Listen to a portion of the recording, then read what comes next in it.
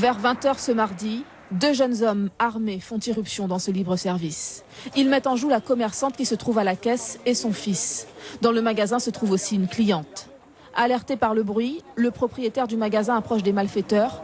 Il est armé d'un fusil. Il aurait tiré à 2 reprises, dont une fois en l'air. L'un des braqueurs est touché à l'omoplate, côté droit. Malgré les efforts des secours, il mourra quelques mètres plus loin devant une maison rue de la Résidence Susini. Son complice s'est enfui. Sur place, on devine leur butin, 700 € et une arme, probablement un fusil à canon scié. La deuxième arme des braqueurs ressemblait à un pistolet, mais il s'agissait en fait d'une arme factice. Aujourd'hui, les traces du drame marquent encore le bitume et l'esprit de la riveraine qui a vu le jeune homme mourir.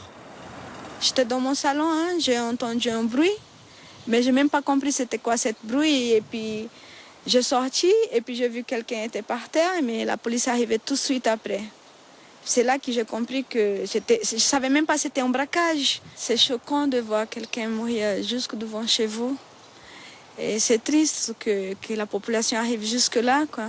Mais je sais aussi que le commerçant, il a marre, parce que c'est plusieurs fois qu'il était braqué. Et il a marre de tout ça. Après de longues heures d'audition, la garde à vue du commerçant a été levée vers 17 h 30. Il est accueilli à sa sortie du commissariat de Cayenne par plusieurs citoyens et socio-professionnels du comité Plus de sécurité en Guyane. L'homme fait désormais l'objet d'une enquête préliminaire pour homicide volontaire. C'est quelqu'un d'extrêmement choqué.